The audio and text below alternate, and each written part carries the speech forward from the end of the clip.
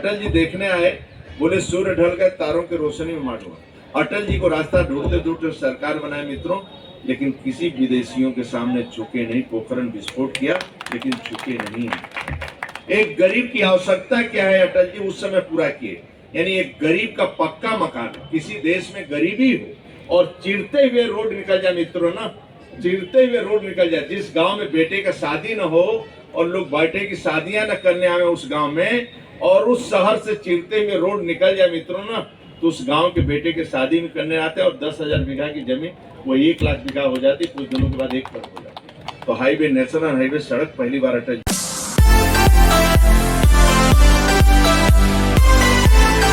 जनपद गाजीपुर के मोहम्मदाबाद तहसील में स्थित अष्ट शहीद इंटर कॉलेज में स्वरोजगार मेला के अवसर पर कैबिनेट मंत्री एवं जल संसाधन मंत्री स्वतंत्र देव सिंह का आगमन हुआ, जिसमें उन्होंने L&T और टाटा से नौकरी पाए हुए बच्चों को नियुक्ति पत्र बांटे। उनको लेकर आते हुए दीप प्रज्वलित करके हम मुख्य अतिथि जी रानू मिश्रा आप अंग वस्त्रम देकर, दीपू गुप्ता जी अंग वस्त्रम देकर अपने, हमारे चौधरी दिनेश चंद्र राय जी सामने मत होइए भैया। हेलो भैया, सामने मत। अरे आपका फोटो थोड़े आप तो जरा आप लोग भाई जगह दें।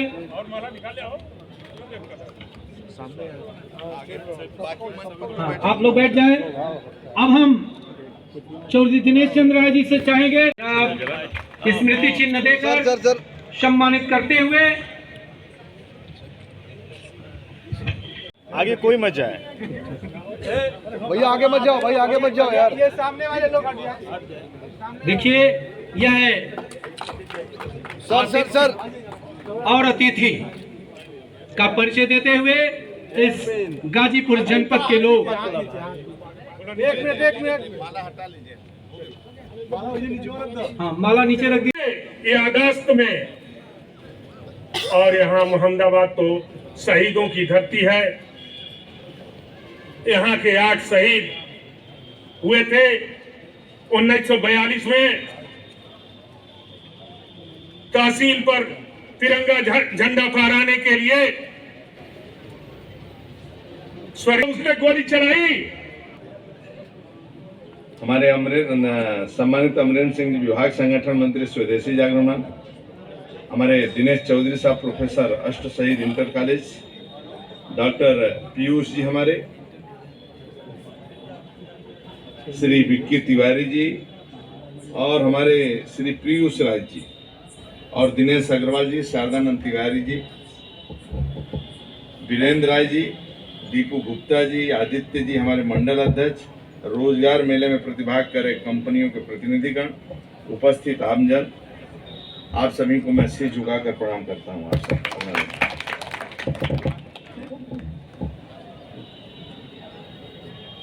ये महान क्रांतिकारियों की धरती है। हमारे परम आदरणीय श्री पूजन राय जी तथा उनके साथ अमर बलिदानी परम, ये उनका संस्थान, उनके साथ 7 लोग बलिदान दिए थे, तब देश आज सुरक्षित हुआ है। और ये परम वीर चक्र से सम्मानित वीर अब्दुल हमीद की जन्मस्थली जनपद गाजीपुर की भूमि को मैं शत प्रणाम करता हूं, और आप सबको भी प्रणाम करता हूं। स्वदेशी जागरण मंच गाजीपुर औद्योगिक प्रशिक्षण एवं सेवा योजना विभाग, कौशल विकास मिशन गाजीपुर के तत्वाधान में आयोजित बृहद रोजगार मेला कार्यक्रम में आए सभी कंपनियों उपस्थित युवा शक्ति का मैं स्वागत करता हूँ। यह कार्यक्रम अमर शहीद बाबू गेनू जी की स्मृति में आयोजित हो रहा है। वो भारत के स्वतंत्रता संग्राम सेनानी और महान क्रांतिकारी।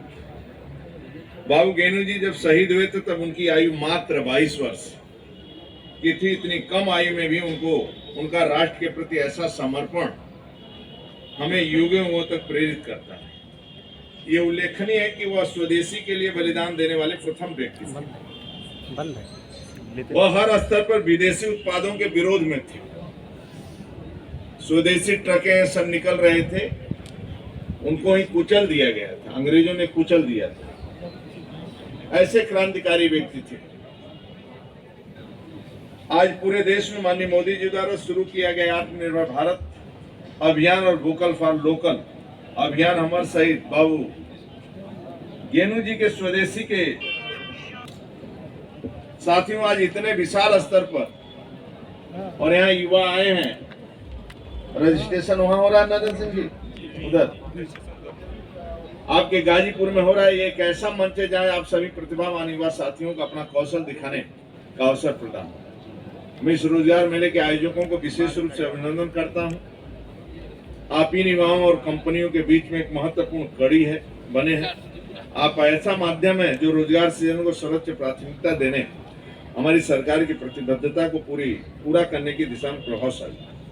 मैं इस अवसर पर आई कंपनियों को भी, कंपनी आई है अभी इसके बाद चलना होगा, ये विश्वास दिलाता हूं कि इस पूरे गाजीपुर क्षेत्र और आसपास के जिलों के युवा बहुत परिश्रमी और ईमानदार है। ये युवा आपकी आशाओं आकांक्षाओं पर खरे उतरे। साथियों, स्वावलंबी एवं युवा विकसित भारत का आधारशिला है। किसी भी क्षेत्र में सकारात्मक परिवर्तन करना है तो उस परिवर्तन का वाहक युवा हो सकता है। भारत जैसे युवा देश को दिशा देने में आप सभी युवाओं की बहुत बड़ी भूमिका है। आने वाले कल के युवा ही गढ़ सकता है और युवा ही संकल्प लेकर आगे बढ़ सकता है। युवा ही है जो विश्व में सुख से सुरक्षा तक संचार करते हैं। आज सक्षम, सशक्त और समृद्ध भारत के संकल्प को युवा शक्ति सिद्ध कर रहा है। आज भारत का युवा अभूतपूर्व आत्मविश्वास से भरा हुआ है। इस आत्मविश्वास को राष्ट्रीय संकल्प से जोड़ने के लिए केंद्र में मोदी सरकार, राज्य में योगी सरकार का निरंतर प्रयास चल रहा है। पहले इस राज्य के अंदर कोई रोजगार लगाने नहीं आता था। 5 बजे शाम को भी हरिद्वार से यदि उसको काशी आना होता था तो डर के मारे नहीं आता था, वो हरिद्वार रुक जाता था, दूसरे दिन सुबह चलता था। लेकिन आज दुनिया के लोग उत्तर प्रदेश में अपना बिजनेस और रोजगार लगाने आ रहे हैं। बाकी देशों से और राज्यों से भी लोग बड़े पैमाने पर आ रहे हैं क्योंकि यहाँ कानून का राज है। आज मैं कह सकता हूँ कि गाजीपुर से भी सुरक्षित बेटी 12 बजे रात को या सुरक्षित व्यापारी 12 बजे रात को यहाँ से निकल सकता है और कहीं जाना हो, दिल्ली तब भी सड़क मार्ग से वो जा सकता है, लखनऊ भी सड़क मार्ग से जा सकता है। यदि रास्ते में उसको कोई छेड़ दिया तो आदरणीय योगी जी उसको छोड़ नहीं सकते। मैं गारंटी से आपको, ये कानून का। माननीय प्रधानमंत्री अक्टूबर 2022 में राष्ट्रीय स्तर पर विशाल रोजगार मेले का आयोजित करने की प्रक्रिया आरंभ की थी, जिसके माध्यम से अब तक लाखों अधिक युवाओं को सीधे उनके द्वारा नियुक्ति प्रदान किए जा चुके हैं और ये नियुक्ति देने का लक्ष्य भी पूरा किया जा रहा है। मोदी सरकार के स्टैंड अप इंडिया योजना युवाओं के रोजगार के सपने को पूरा कर रही है। अब तक 41,800 करोड़ से अधिक की राशि इस योजना के माध्यम से युवाओं को स्वीकृत नौकरियां मिली। मैं गारंटी से कह सकता हूं कि मुझे तो मैं पिछले बार कार्यक्रम में आया था, इस गांव में आया था, मैं 35,000 की आबादी है, शेरपुर उसी गांव में आया था। एक गरीब व्यक्ति मेरे पास आया, बोला योगी जी को बधाई दे दीजिएगा, मेरी बेटी सिपाही में नौकरी मिल गई है उसको और 1 रुपया का रिश्वत नहीं लगा जो पहले रिश्वत लगा। ऐसे गरीब बच्चों को न जाति देखा गया न क्षेत्र। पहला शासन है योगी सरकार जी का कि एक मंत्री का भी एक सिफारिश नहीं चलता है और पारदर्शी नियुक्तियां सरकार की नौकरी और 1 रुपया सभी को रिश्वत नहीं देना पड़ता। 17 के पहले जाति वंशवाद जातिवाद चलता था और सूचियां चलती थी। मित्रों, आज समाप्त है। सबका साथ सबका विकास, अच्छी शिक्षा सबको शिक्षा के मंत्र के साथ माननीय योगी जी के नेतृत्व में राज्य के सभी जनपदों में मुफ्त कोचिंग कार्यक्रम के तहत मुख्यमंत्री अभ्युदय योजना लागू है, जिसका युवा लाभ ले रहे हैं। पूर्व दशम अनुसूचित इन सब छात्रों को छात्रवृत्ति, स्कूल चलो अभियान में 1 करोड़ से 52 लाख छात्राओं का नामांकन। ये सभी कार्यक्रम मैं ही आप सबसे आग्रह करूंगा मित्रों कि बाकी काम आदरणीय मोदी योगी जी पर छोड़ दो। मैं गारंटी से कहता हूं कि उनका बस चलेगा तो हिंदुस्तानियों को और उत्तर प्रदेश वासियों को अपने चम्मच से पूजन करना।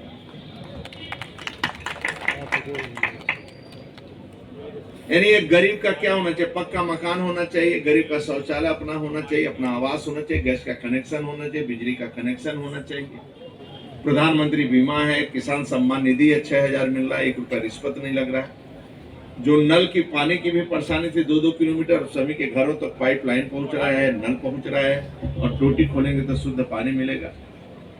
लेकिन हमारा भी कर्तव्य बनता है, जायज बनता है, यदि जन आंदोलन यदि बन जाता है मित्रों, यदि जन आंदोलन बन जाता है, क्या है, स्वदेशी जागरण मंच थोड़ा सा स्वदेशी टाइप रहता है, इसलिए माइक में उसका वैसा रहता है, बाकी भी रहता है, तो स्वदेशी जागरण मंच पूरा स्वदेशी हिसाब से काम होता है। आप देख रहे हैं पूज्य दत्तोपंत ठेंगड़े जी का चित्र उस साइड में लगा है, उस साइड में लगा है। इसको दत्तोपंत ठेंगड़े जी ने किसान संघ और मजदूर संघ का, जब कम्युनिस्टों का तूती बोलती थी, बोलबाला होता था, तो मजदूर संघ और चाइना में अध्ययन करके मजदूर संघ और किसान संघ खड़ा किया था, और मजदूर संघ का इतना बड़ा आंदोलन हुआ कि आज देश के अंदर सबसे बड़ी सदस्यता किसी के पास है तो भारतीय मजदूर संघ। दत्तोपंत ठेंगड़े जी ने बाबा भीमराव अंबेडकर से भी मिला। उस समय जब परिस्थितियां निर्मित हो रही थी तो पूज्य बाबा भीमराव अंबेडकर साहब ने बोला था कि वास्तव में संघ अच्छा काम करता है, और उन्होंने उस समय प्रशंसा किया। और दत्तोपंत ठेंगड़े जी सभी के साथ रहे, बहुत तपस्वी व्यक्ति। आप लोग उस समय जिस समय उस समय थे तो ये विचार जितने बीजेपी का है, पंडित दीनदयाल उपाध्याय और दत्तोपंत ठेंगड़े, जो अंत्योदय है, एकात्म दर्शन है, किसान है, हमारा किसान नीति क्या होना चाहिए, कृषि नीति क्या होना चाहिए, विदेश नीति क्या होना चाहिए, मजदूर नीति क्या होना चाहिए, फैक्ट्रियों के लिए क्या होना चाहिए, ये सब कुछ दत्तोपंत ठेंगड़े जी से विचार करके पंडित दीनदयाल उपाध्याय ऐसे कई महत्वपूर्ण लोगों ने इस काम को किया है। क्या हरके सिंह वैसा उस समय ये लोग तपस्या किया कैबिनेट मंत्री से, और जनसंघ का नींव लगा, और 1 साल में उन्होंने नेतृत्व किया। लोगों ने समझाया कि पंडित जी मत जाइए, आप मारे जाएंगे, लेकिन डॉक्टर साहब नहीं माने, वहां गए। दूसरा मेरा नेतृत्व पंडित दीनदयाल उपाध्याय का, जो मुगलसराय स्टेशन पर हत्या कर दी। अटल जी देखने आए, बोले सूर्य ढल गए, तारों की रोशनी में मालूम। अटल जी को रास्ता ढूंढते ढूंढते सरकार बनाए मित्रों, लेकिन किसी विदेशियों के सामने झुके नहीं। पोखरण विस्फोट किया लेकिन झुके नहीं। एक गरीब की आवश्यकता क्या है, अटल जी उस समय पूरा किए। यानी एक गरीब का पक्का मकान, किसी देश में गरीबी हो और चिरते हुए रोड निकल जाए मित्रों ना, चिरते हुए रोड निकल जाए। जिस गांव में बेटे का शादी न हो और लोग बेटे की शादियां न करने आवे उस गांव में, और उस शहर से चिरते हुए रोड निकल जाए मित्रों ना, तो उस गांव के बेटे के शादी में करने आते और 10,000 बीघा की जमीन वो 1 लाख बीघा हो जाती, कुछ दिनों के बाद 1 करोड़ हो जाती। तो हाईवे, नेशनल हाईवे सड़क पहली बार अटल जी के सामने लोगों ने देखा। काशी से लेकर दिल्ली, दिल्ली से लेकर बॉम्बे तक इस सड़कों का जाल जिसने फैलाया। प्रधानमंत्री सड़क की योजना भी पहली बार हिंदुस्तान में सीसी सड़कें गांव में देखा। किसान क्रेडिट कार्ड भी पहली बार देखा 3 रुपया, और 1 रुपया किलो चावल, 1 रुपया किलो गेहूं भी गरीबों के लिए क्या आवश्यकता है, ये अटल जी ने दिया। और कारगिल युद्ध भी किया। और उसी सदन के अंदर मित्रों कांग्रेसियों ने कहा कि अटल जी सांप्रदायिक, और सांप्रदायिक के नाम पर सरकार अटल जी के गिराए। वहीं सदन के अंदर सोनिया ने कहा कि निकम्मे हैं, भ्रष्ट है। अटल जी को बर्दाश्त नहीं हुआ, बिस्तर पलेटे, फिर अपने पैरों पर खड़े नहीं हुए। लेकिन उसी सदन के अंदर सुषमा जी ने कहा कि हम सांप्रदायिक नहीं है। भारत माता की जय बोलना सांप्रदायिक है, राम मंदिर की बात करना सांप्रदायिक है, वंदे मातरम बोलना सांप्रदायिक है, 370 धारा हटाना सांप्रदायिक है, अपने को हिंदू कहना सांप्रदायिक है, तो मैं सांप्रदायिक हूं। और कहा कि आज ही राम राज्य की नींव रखी जा रही है, और आज ही सुशासन की नींव रखी जा रही है। मित्रों 10 साल सोनिया ने सत्ता चलाई, अटल जी बिस्तर पर लेट गए, और 10 साल में पहला गिरफ्तारी उसने शंकराचार्य की। दूसरा कहा हिंदू आतंकवादी है। तीसरा राम सेतु, राम नहीं है, और भयंकर भ्रष्टाचार किया। 10 साल बाद एक चाय बेचने वाले आया, और एक चाय बेचने वाला कुर्सी पर बैठा मित्रों, और आपके दुआ से, आपके आशीर्वाद से न 1 सेकेंड बीमार हुआ, न 1 सेकेंड की छुट्टी लिया। और पूरी दुनिया जब चलता है ना, उसी विक्टोरिया महल में भारत माता की जय के नाम पर गोलियां बरसाते थे अंग्रेज, और उसी विक्टोरिया महल में जब आपका नेता प्रवेश करता है तो भारत माता की जय, वंदे मातरम का नारा लगता है। और एक झटके में 370 हटा दिया। जो आतंकवादी वहां के प्रधानमंत्री के साथ भोजन करते थे, आज वो जेल के अंदर हैं और श्रीनगर के अंदर मुस्लिम वो लड़कियां IAS IPS बन रही हैं। ये कानून का राज है। इसलिए मित्रों, आप सबसे ही प्रार्थना करूंगा, यहाँ भी आप सुरक्षित हैं और विदेश में भी सुरक्षित हैं। इसलिए मैं हृदय से आपका स्वागत करता हूं। आप सभी को छोड़ देना, लेकिन मोदी योगी को मत छोड़ना मित्रों। लोकल स्तर पर किसी नेता से थोड़ा ऊंच नीच हो जाए अलग विषय है, लेकिन मोदी योगी को मत छोड़ना मित्रों, नहीं तो देश छूट जाएगा। मैं आपको गारंटी से कहता हूं मित्रों, न जाति देखना, न क्षेत्र देखना, न परिवार देखना, न वंश देखना, न भाई देखना, केवल मोदी योगी को देखना मित्रों। ये शहादत न दिए होते राय साहब और 8 लोगों को, तो देश सुरक्षित न होता मित्रों। इनके परिवार को नौकरी नहीं मिला होगा, इनके परिवार का विधायक कोई नहीं बना होगा, सांसद नहीं बना होगा। आज देश सुरक्षित है तो आपके कारण। इसलिए आपको मैं दोनों को नजदीक से देखा मित्रों।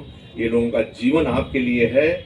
इस मरेंगे तो इस मातृभूमि के लिए, जिएंगे तो आपके लिए जिएंगे, और मरेंगे तो इस मातृभूमि के लिए। मैं गारंटी से कहता हूँ मित्रों, कोई आंख उठाकर हिंदुस्तान तरफ नहीं दे सकता है। हम लोग खुश करना, बस 5 काम आप कर लो, बाकी उनको करने दो। 5 काम करोगे? पहला, शाम को घर पहुंचो तो माता पिता का 5 मिनट सेवा करो। माता पिता के चरणों के पास बैठना सीखो। नंबर 2, बेटी और बेटा का पेट काट के पढ़ाओ। गुंडागर्दी समाप्त होने वाला है, पूंजीपति समाप्त होने वाला है, सब कुछ। जिसके घर में ज्ञानी बच्चे रहेंगे वही परिवार तरक्की करने वाला है। इसलिए अपने बच्चे, नन्हे मुन्ने बच्चों से गुटखा मत मंगाओ, वो हमारे लिए जीवन है। अपने बच्चों को कैसे पढ़ा सकते हो, कैसे लिखा सकते हो, आगे लड़ाई 2047 ज्ञान की लड़ाई, बेईमानों भ्रष्टाचारों की, गुंडों की लड़ाई नहीं, ज्ञान की लड़ाई। इसलिए पेट काट के अपने बच्चों को कैसे पढ़ा सकते हो, संस्कार कैसे दे सकते हो, ईमानदारी से बिजनेस करे, ईमानदारी से आगे बढ़े, वही पैसा रुकने वाला, बाकी कोई पैसा नहीं रुकना, मैं गारंटी से कहता हूं। नंबर 3, कभी गरीब को मत सताओ, कभी गरीब को दुखी मत करो। यदि रिक्शा चालक से मोटरसाइकिल टकरा गए तो गाली गलौज मत करो।